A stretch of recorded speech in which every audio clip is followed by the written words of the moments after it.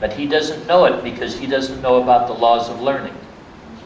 So there is only, you know, we are to love our children. We are to give them to what is called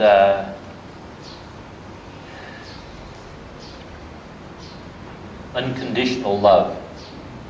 We are to love our children when they are good, when they are bad, when they are, you know, clean and smell nice, when they're dirty and smell bad. We love them all the time. We give them unconditional love.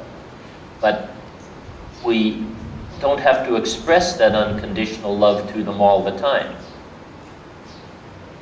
And it is suggested in Islam that in a different context, that if you want to argue for the right with somebody, that you do so with beautiful words and wisdom. And the wisdom, the beautiful words part means words or gestures or smiles or things that people like to get, right? Communication that people find pleasant. But the wisdom part is when you give it. So although you have unconditional love for your child all the time, when you express that love is very important.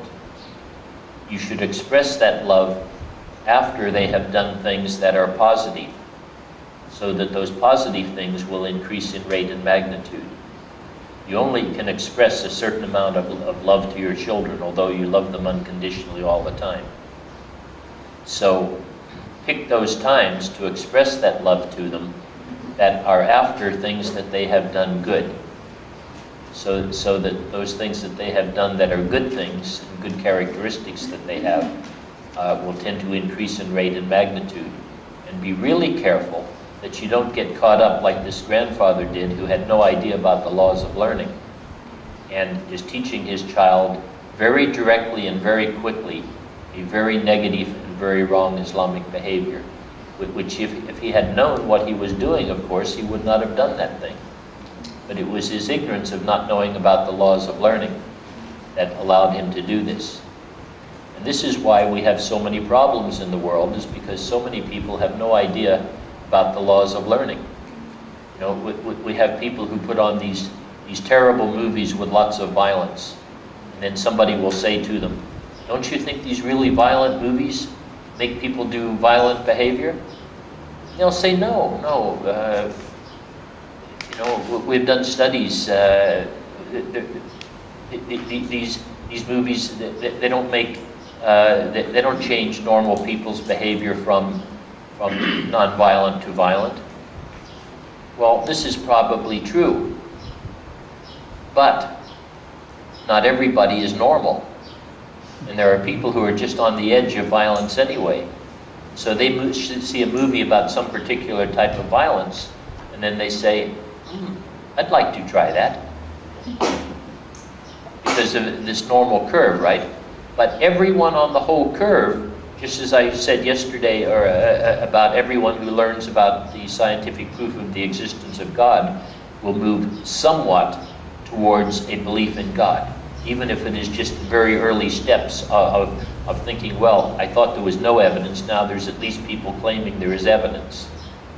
The same thing is true with seeing violence on TV.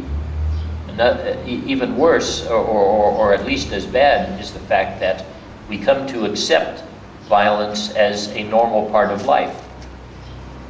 If we only saw the amount of violence that actually happens in real life, that is not very much violence. Like in a place like Malaysia, it is very rare to see some actual physical violence go on.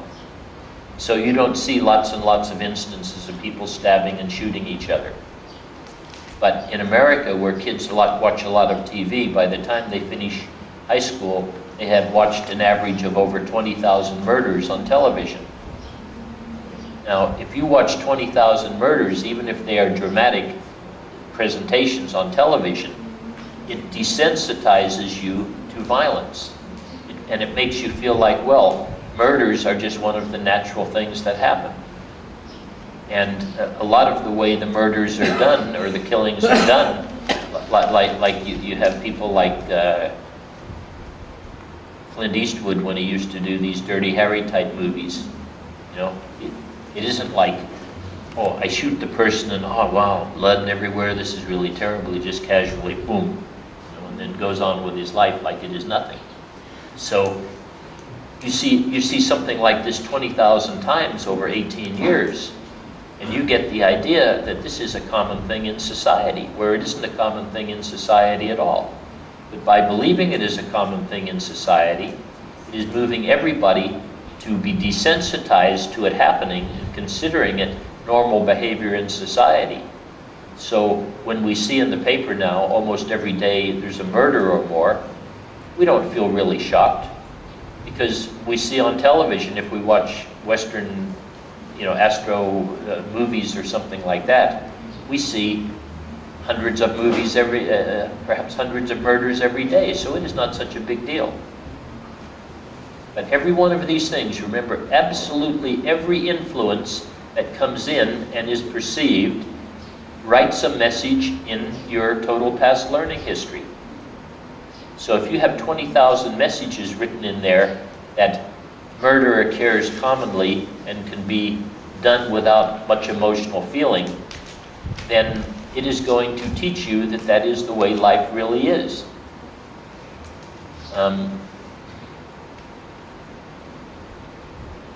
There was an instance in Britain where there was an Australian TV series, I forget the name of it, but I mean, and believe me, an Australian TV series will have a lot of really wrong behavior in it.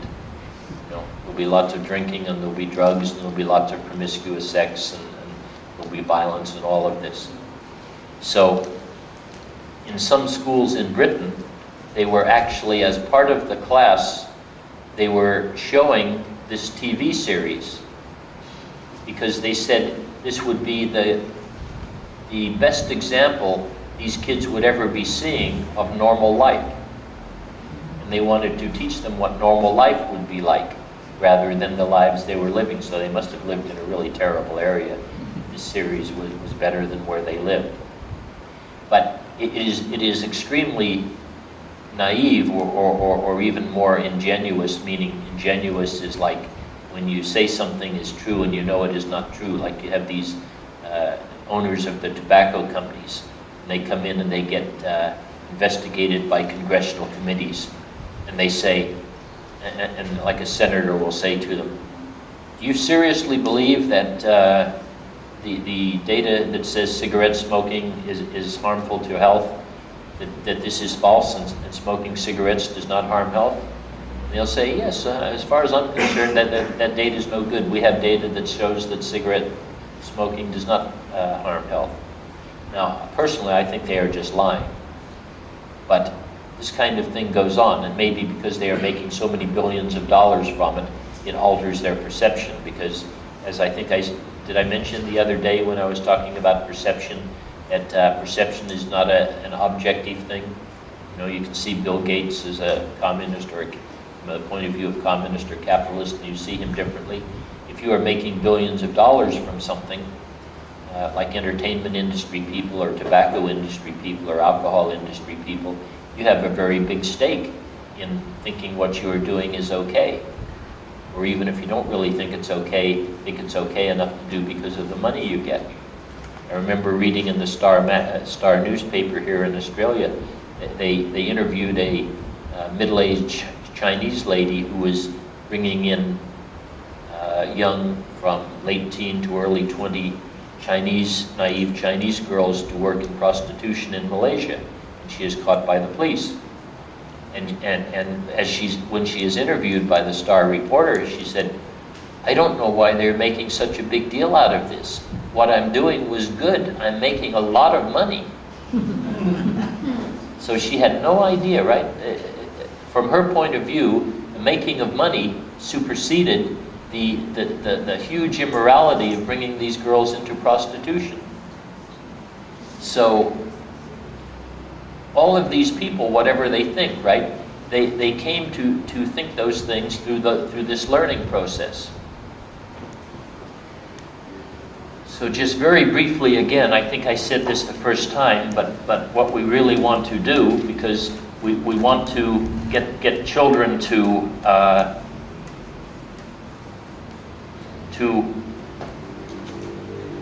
want to do the right thing rather than, I need to have this sort of permanently drawn. I'll leave a bit out. I'll leave perception out for now.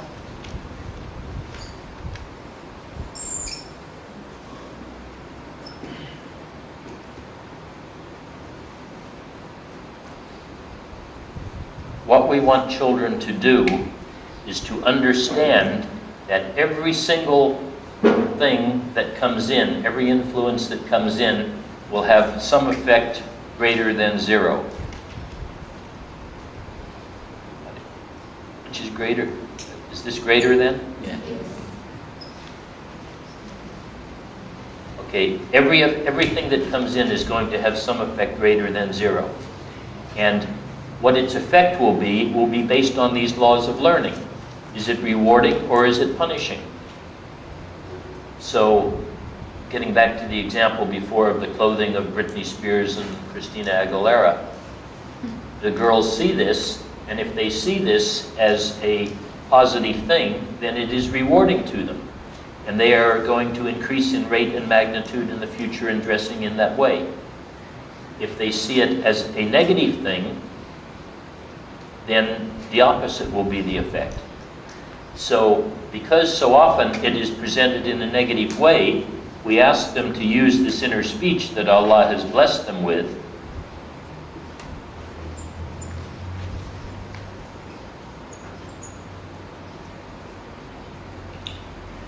to make a judgment each time an influence comes in, or even an influence from here, right? You have a thought, you have a negative thought. In Islam, we are encouraged to keep a constant awareness of our thoughts. And if we have a negative thought, we are supposed to immediately intervene and take away the power of that negative thought. In other words, if I were to think, oh, I'm quite thirsty, this talk, after the talk, I'll go out and have a beer, right? I should say to myself, oh, no, this is not a good thing to do, right? Allah has prescribed alcohol as something that is wrong for us, so I wouldn't want to do that. You see, so we're supposed to be constantly monitoring our own thoughts, but we are also supposed to be monitoring the social influences and our own thoughts. And just to say again, because this is a very important point, and we need the children to understand this, that every single influence that comes in, there are no such thing as neutral influences. There are influences that are going to take them one way or the other, and there's only two ways to go, toward Allah or toward Shaitan.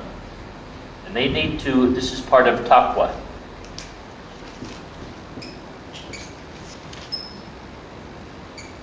Is that how we spell it? Or W-A?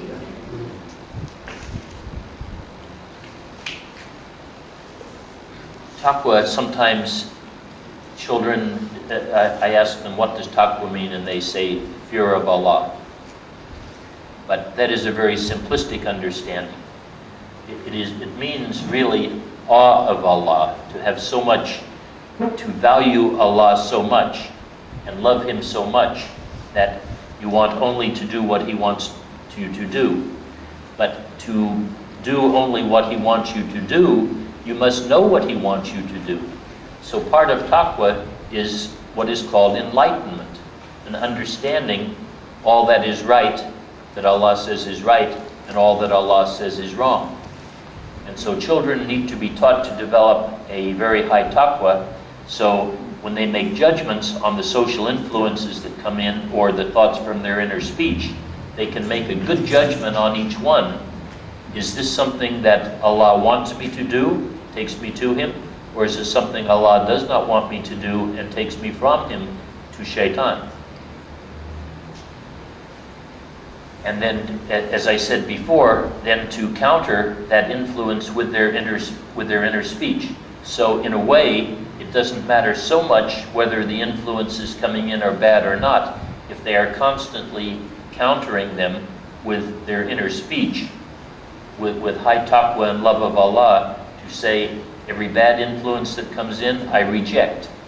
Yes, I am in a world where there are a lot of bad influences coming in, but I notice them, I know the effect they are going to have on me. If I think they are good, I am going to go ahead and go in that direction.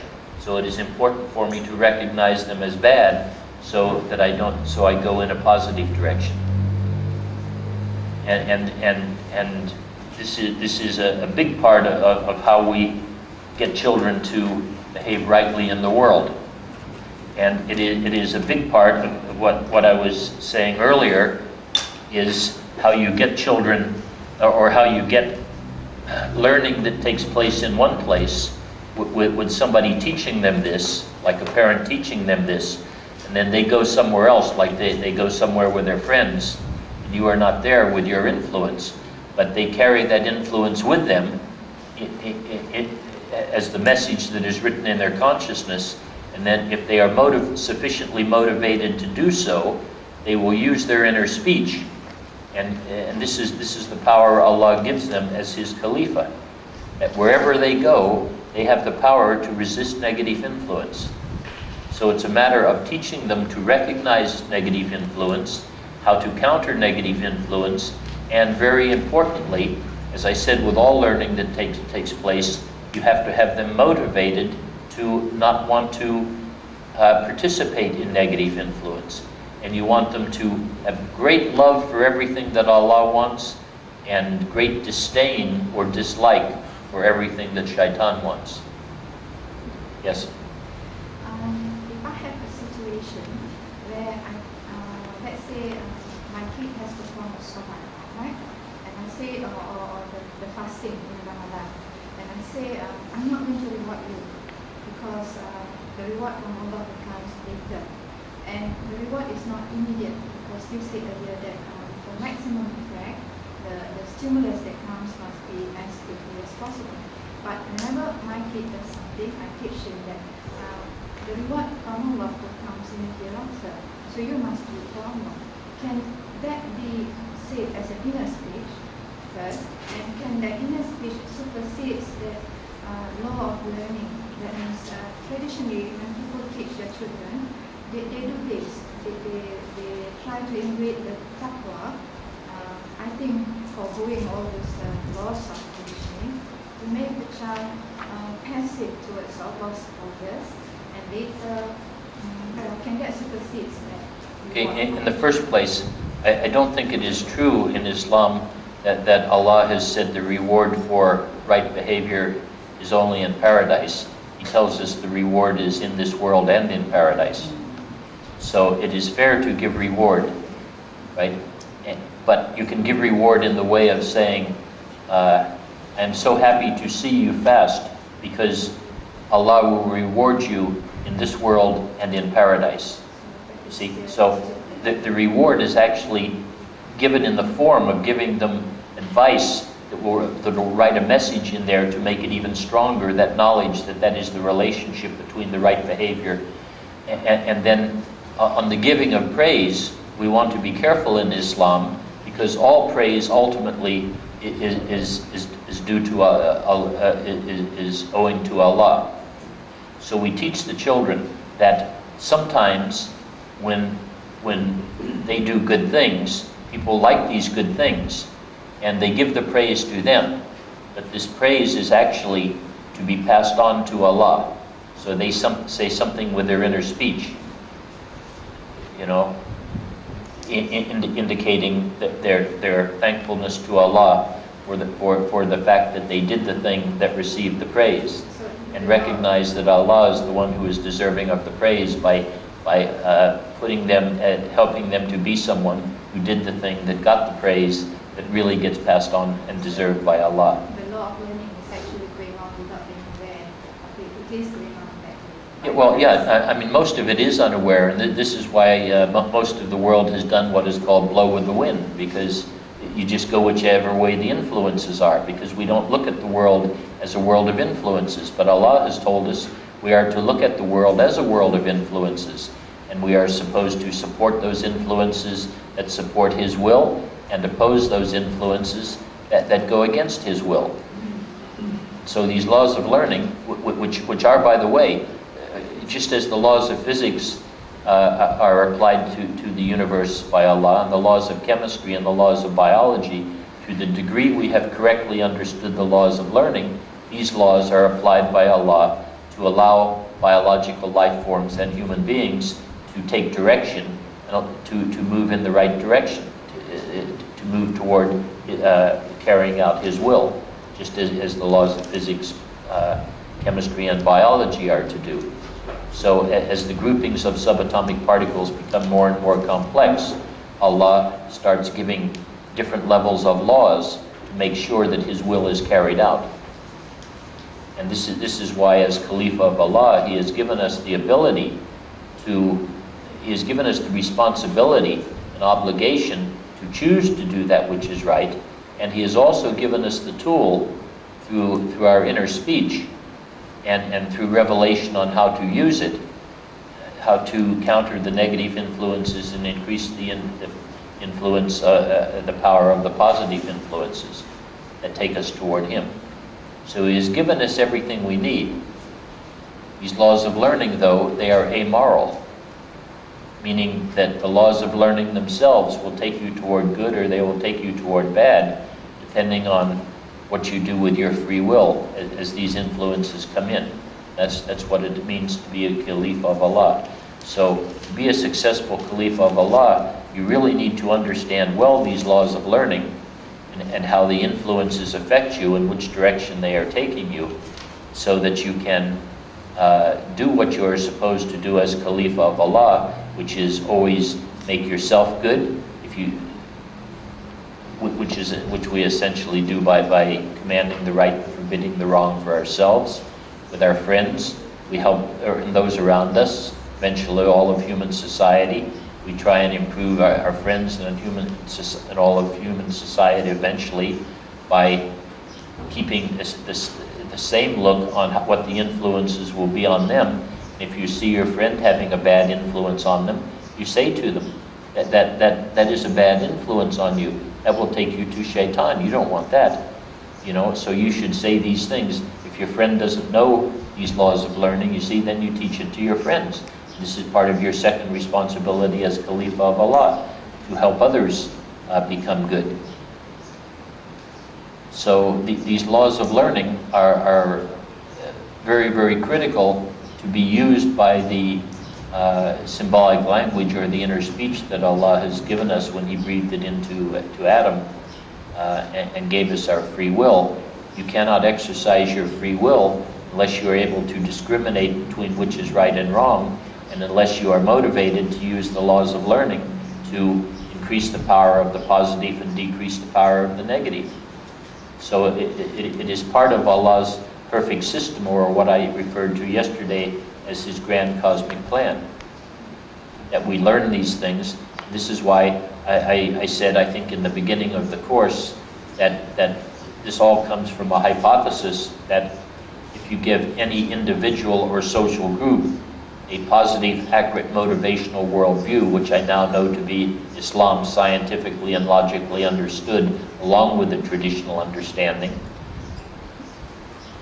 plus a good understanding of the laws of learning by which all human characteristics develop. You give any individual or social group those two things, they will naturally and inevitably move toward everything good and right, because that is the system of life that Allah has set up for us. That is the right way of life He has given us. Islam is not, as a matter of fact, I feel very uncomfortable calling Islam one of the world's religions, because religion implies it is just your spiritual duties. You pray, you fast, you zakat, you do these various things.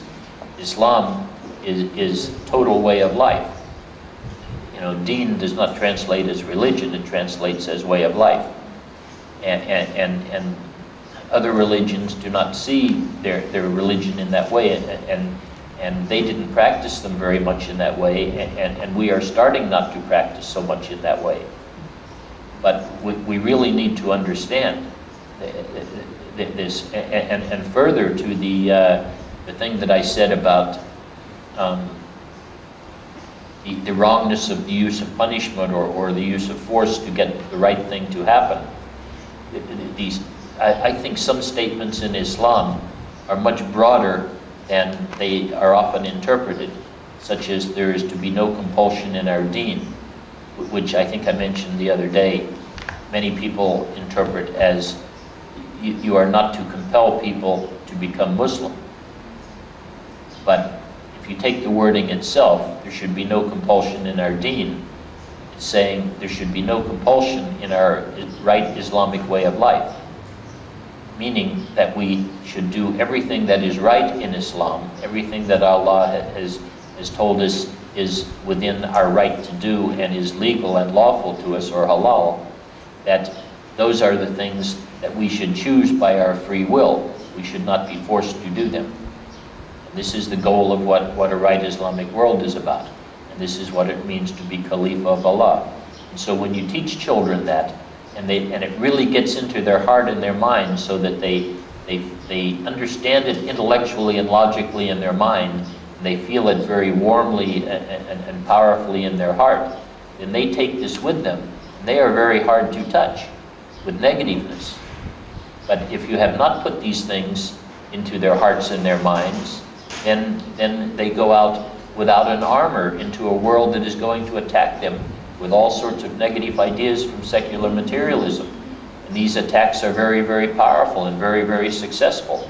And you send your children out there without the armor of having, good taqwa and good motivation to be Khalifa of Allah, and good understanding of the laws of learning, good understanding of discriminating between right and wrong. You send your children out into the world of today without those three things. Please don't expect them to grow up to be really good.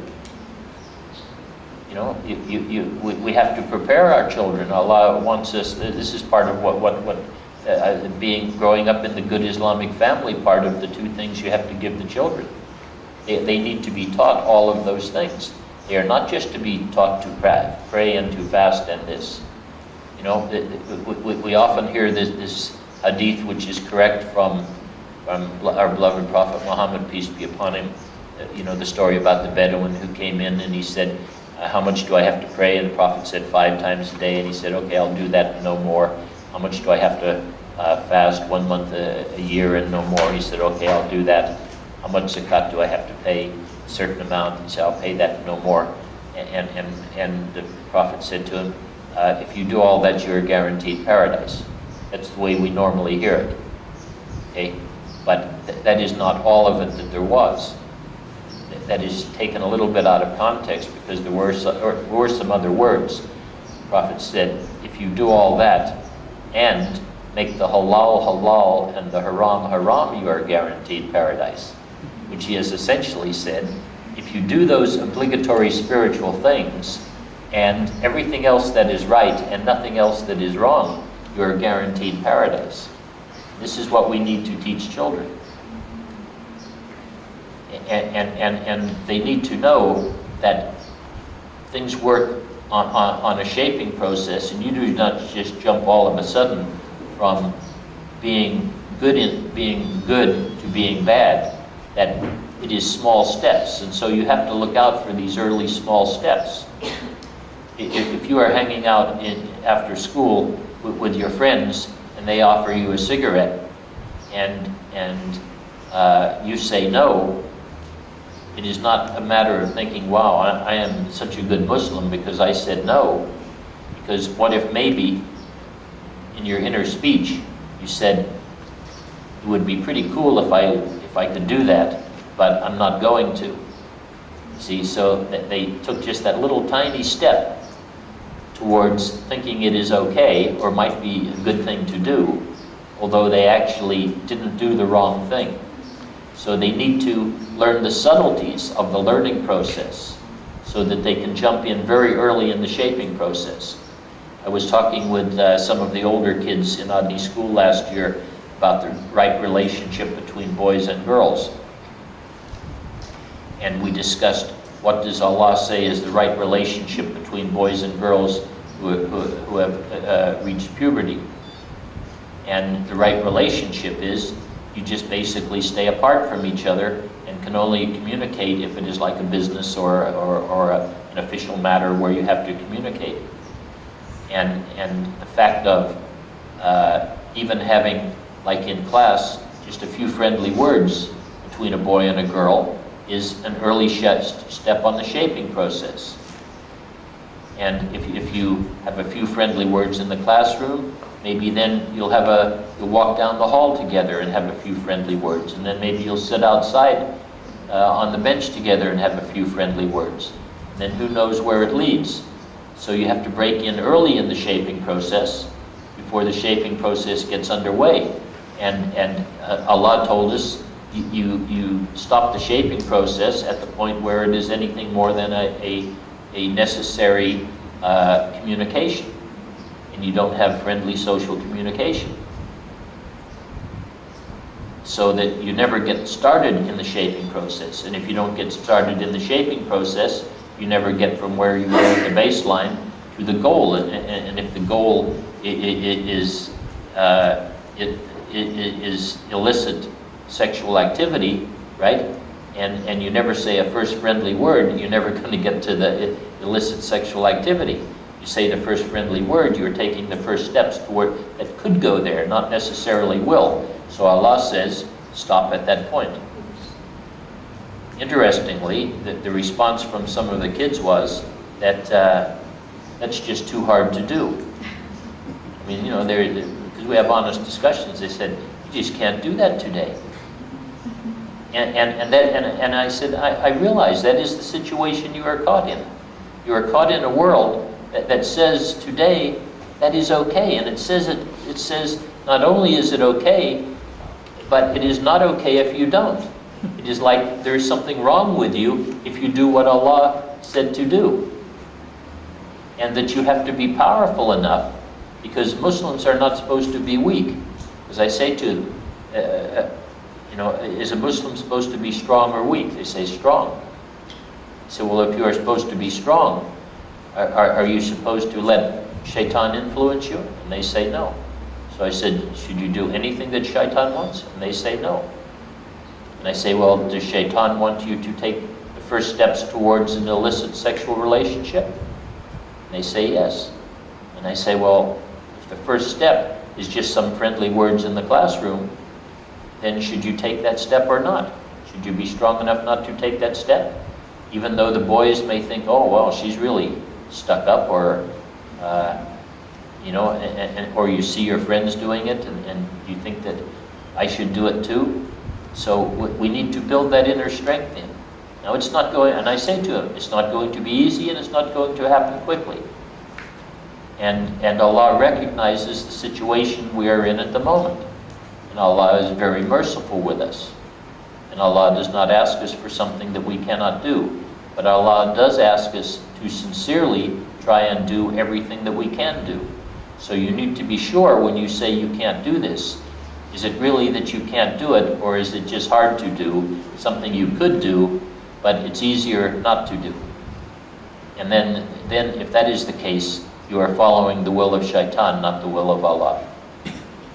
And have these kind of talks with kids, and they are very powerful. Interestingly, the same class, a couple of weeks later observed that they went on an excursion to participate in the, when I think Yusuf Islam was here, to be ushers in that.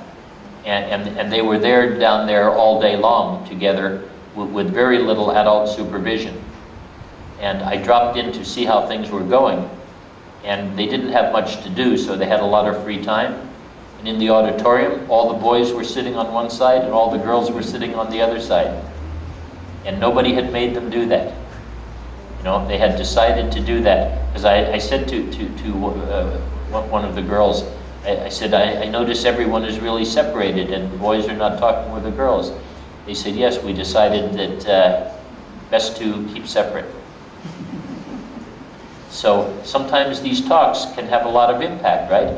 Because these messages that get written in their consciousness, if they think about them rightly, with their self-reflective consciousness or their inner speech, they can increase the power of them. And apparently this particular class was very affected by those words. And some of these girls I know previously, I mean, it's because it's not only the boys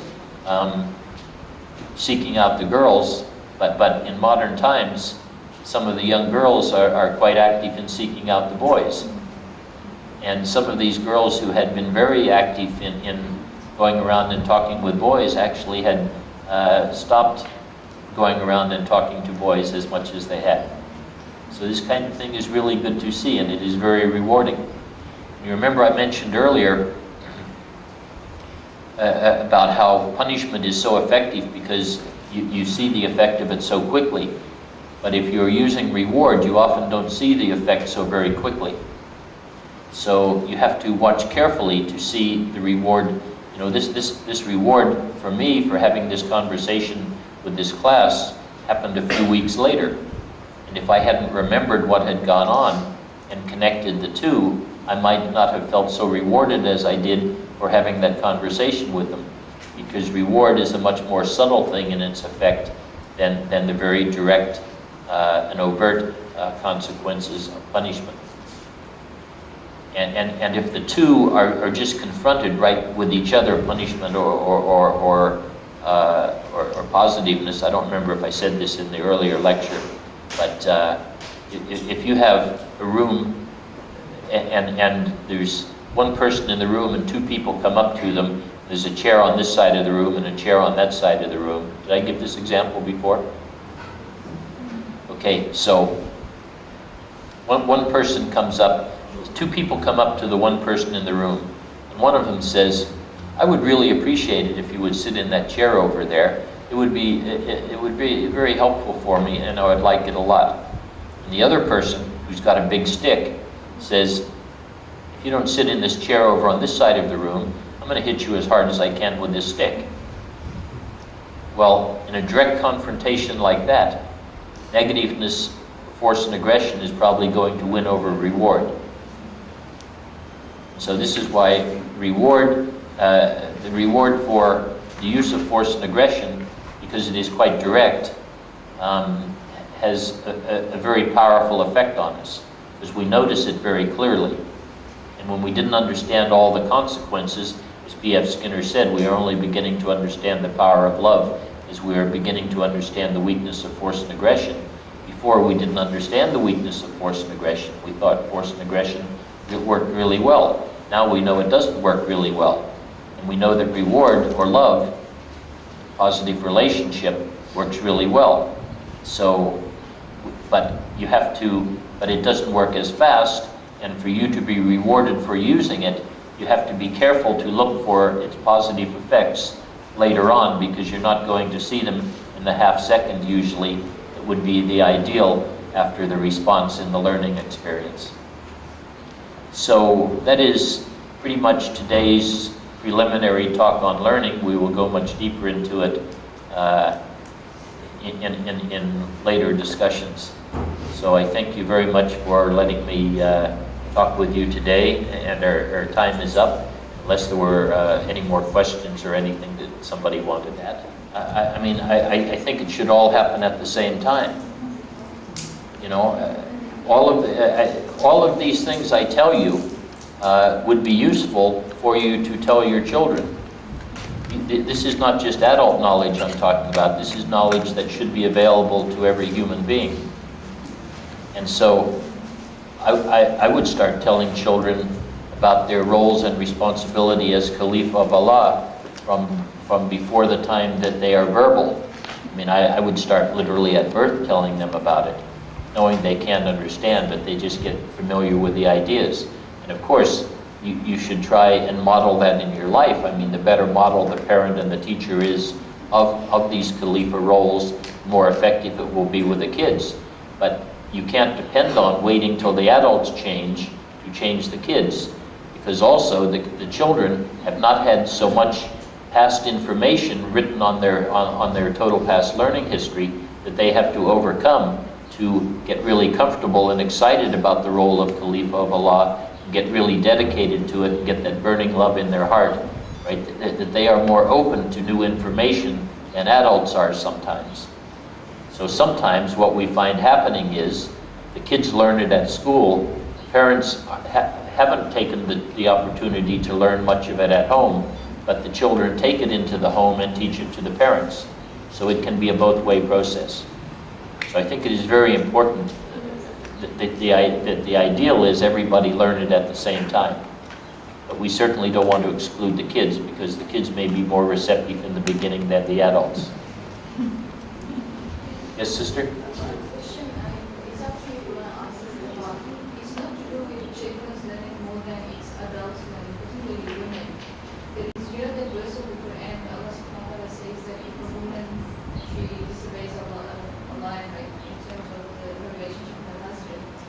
This procedure where you say about punishment, now you reason with them and then you withdraw out and then the punishment comes.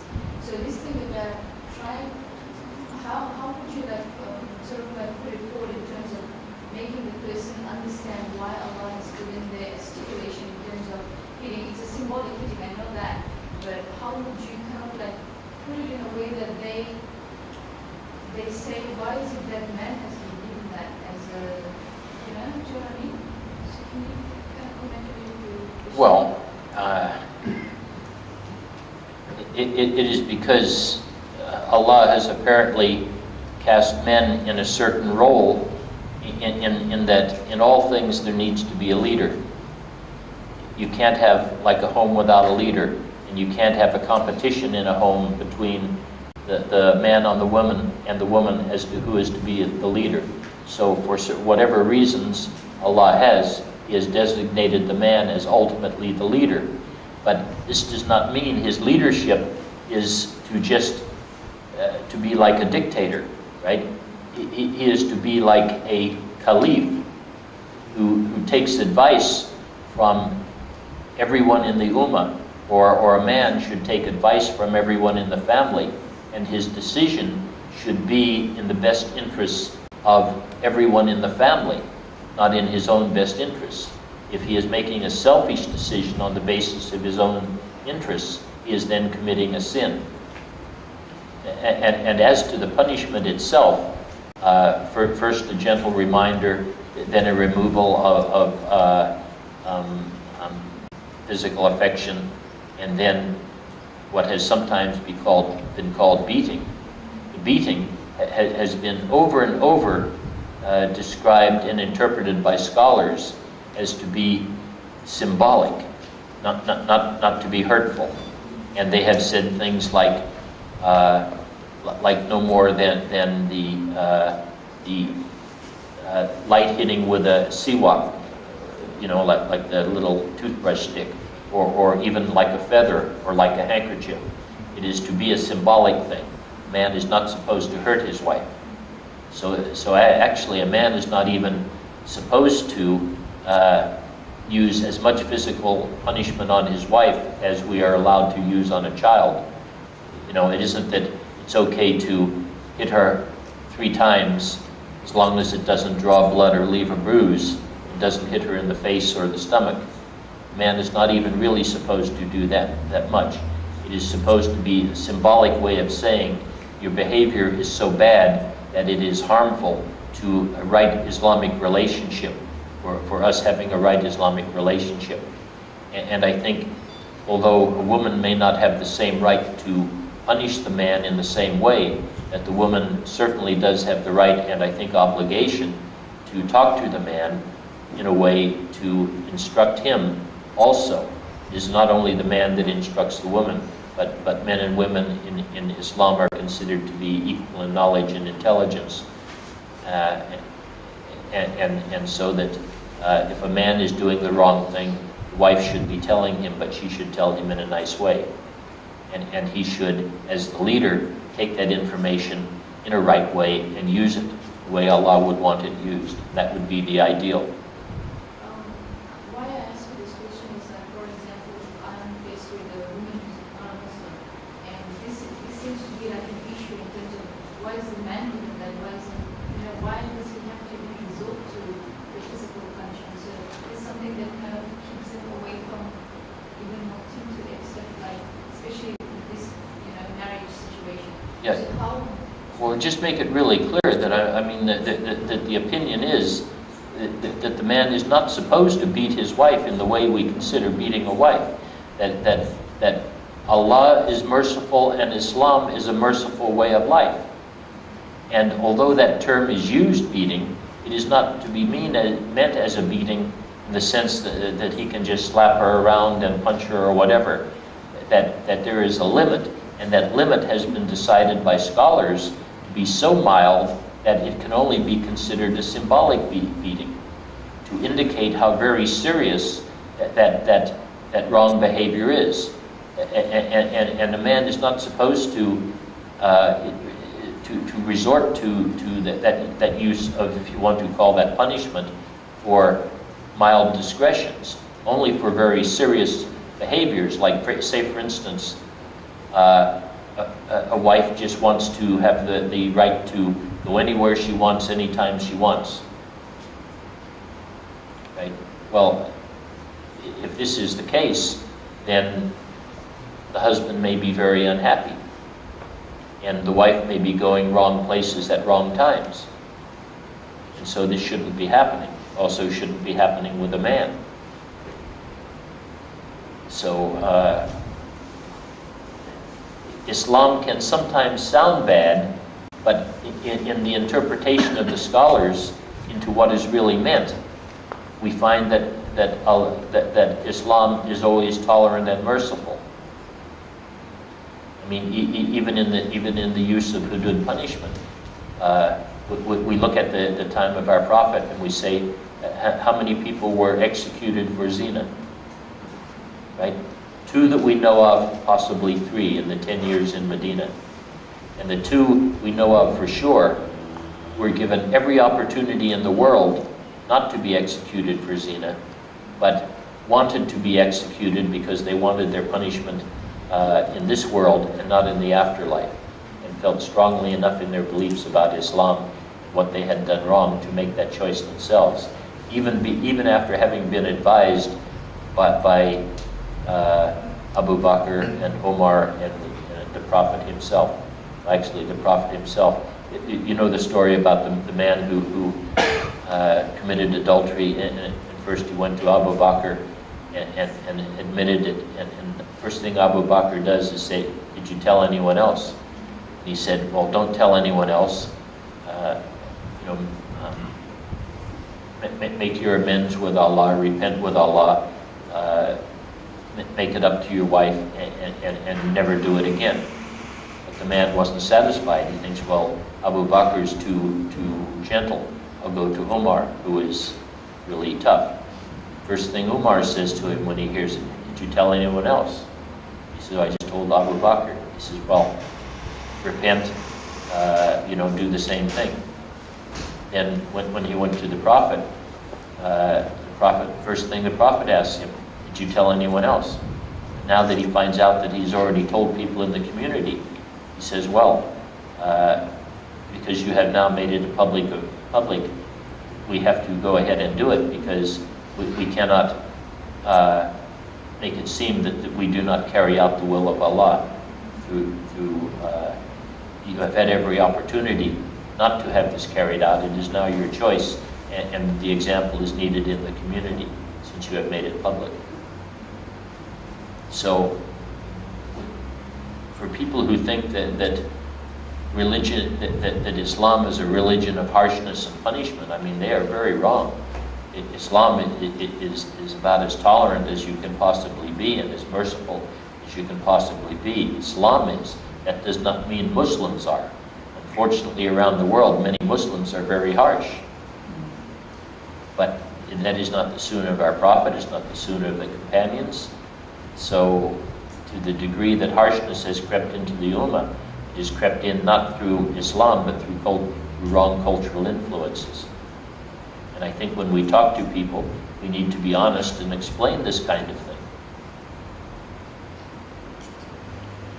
So, if there are no more questions or discussions, we are running a little bit late today, so I thank you very much, my dear brothers and sisters, for allowing me to talk with you today. And next week's talk will be a deeper talk. Next Saturday's talk will be a much deeper level talk on the nature of existence of our physical creation.